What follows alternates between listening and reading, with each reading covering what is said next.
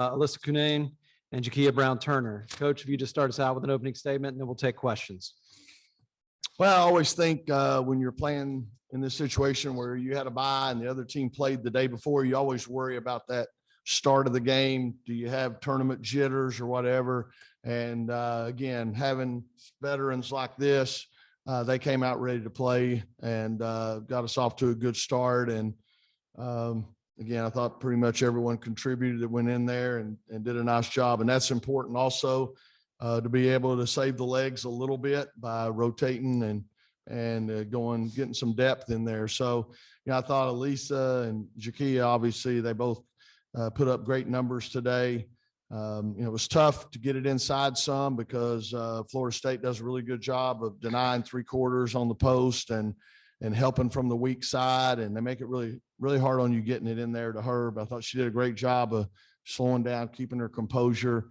And then Jakia, was great off the bounce. She's a really good 3-point shooter. But today, the closeouts were so hard that she was able to get to the rim. So both of them played extremely well. The whole team did. And, we're excited about moving on. Obviously, Florida State and Sue Summerall does a great job. And so we're excited to get by that one and move on. Okay, if you have a question, please raise your hand. We'll bring the mic to you. We'll go back on the left. Jakia, this one specifically for you. Over the first 17 games or so of the season, you rarely had double figures in scoring. Over these last 11 games, you scored over that 10-point mark, I believe 8 times now at this point. What has changed in terms of your scoring and how much more are you looking to try to get to the rim now at this point? Well, I just try to focus on playing defense and rebounding and just letting it come to me and playing my game. And we had a question. Let me just say this. She slowed down. Okay. Again, when you're one of the better players in the league, people are going to focus on you. They know she's a great shooter. They were doing a good job of getting to her, and she sometimes was getting a little out of control, rushing things. She slowed down. The game slowed down. She's playing really well right now. Okay, here on the right, JB. Hey, sorry. Hey, Coach. Congrats on the win. 2-part question for you. How much of a luxury is it to have the amount of depth that you have during this time of the season? And can you compare it to the past 2 teams that you've had, which were also, very successful? Yeah, we've had some great teams, been very blessed, but this is definitely the deepest team we've had. A lot of people that can come in. I think they said the other day we've had 8 players that have scored 16 or more in a game. So if we have somebody that's having a rough night, then we got somebody else that can come in and give us a spark. And you look at, Jada Boyd, Diamond Johnson, Camille Hobby in particular. Those 3 have had a lot. And then today James came in. So we got a lot of people that can really bail us out and help us when we're maybe struggling at a spot. Okay, back here on the left. What led to Kai Crutchfield's defensive success despite, the height differential to Morgan Jones? I'm sorry, what's that? What contributed so much to Kai Crutchfield's defensive success despite, Morgan Jones being that much taller than her? Yeah, I think Kai, again, I think she's another one playing really well right now. And that's the luxury of having these veterans. We usually have Kai guard the opponent's best perimeter scorer, and she takes a lot of pride in that. I think it's something that, she wants to excel at. Then she's also, known for knocking down the big shots. And, just like I said, I think she's playing really well right now, maybe the best she's played. So it's good to have people stepping up this time of year. I think that's important, obviously. Okay, over here on the left, Aaron. Aaron Beard with the AP. This is for Elissa.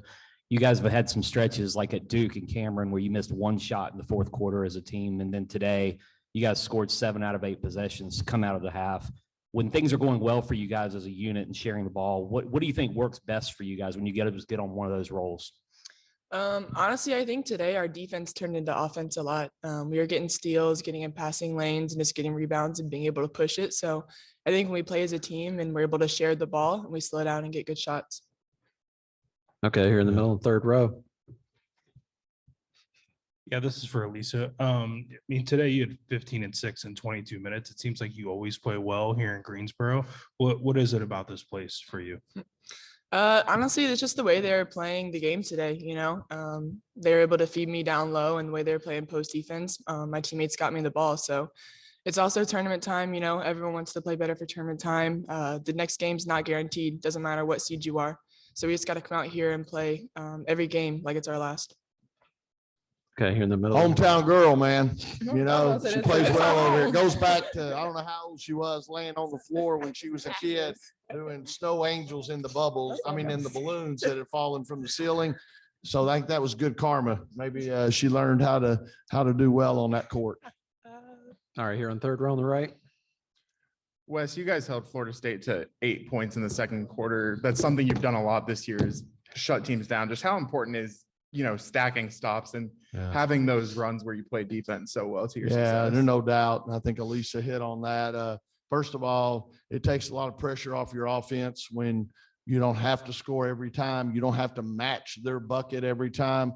I think that helps you offensively. And then also, we were able to create some turnovers, and that led to offense. It just seems like every time there's a turnover, it allows somebody to have a fast break.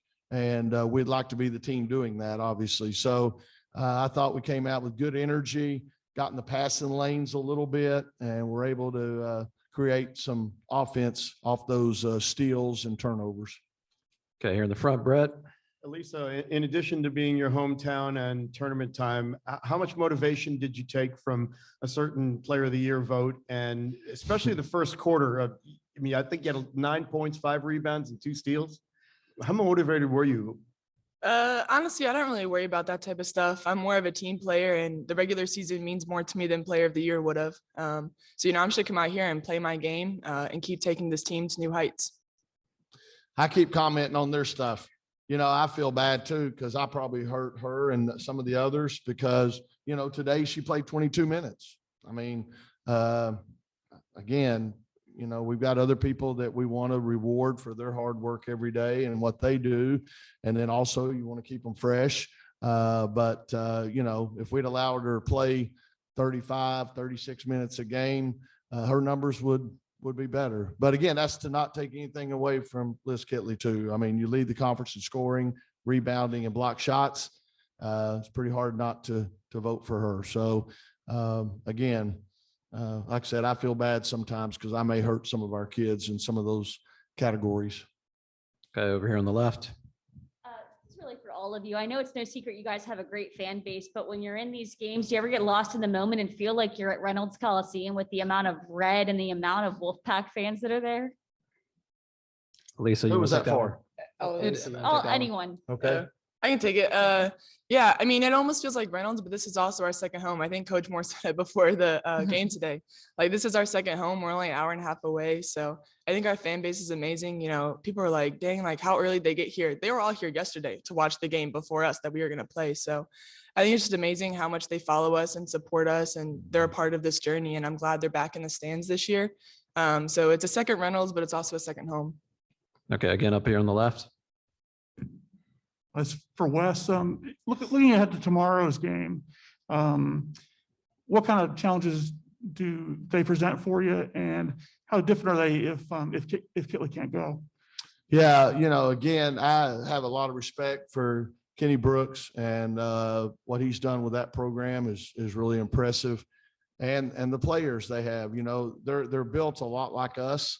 They have a really talented post game, can score inside really well and want to work inside out like we do. But then if you decide to double that person, they surround her with people that can shoot the three. And I think they have 3 young ladies that were in the top 15 in the conference in three-pointers made. And they shoot it really well, high percentage. So you kind of got to pick your poison. If you want to help down on the post, then they're going to hit threes. And if you decide to stay out on the shooters, then Kitley presents a lot of problems. So, we got to prepare as if she's playing. Obviously today was a great win for them, considering they had King out and then had Kitley go out as well. It's really amazing what they did today. And, that's what I told our team. They won today without Kitley, so you can't take anything for granted. It's this time of year where you got to be locked in and ready to play. So we got to prepare as if she's playing. And again, they got a lot of weapons. So, well, we know we'll have our hands full. Go to the left, Aaron, then Jonas. Wes, I thought I heard this on the court, so correct me if I'm off on this. Diamond had a rough shooting game, and at one point I thought I heard you yelling to her about the back of the rim. Can you, what were you kind of trying to tell her to, is that something you remind her about? I think, her aim has been really good.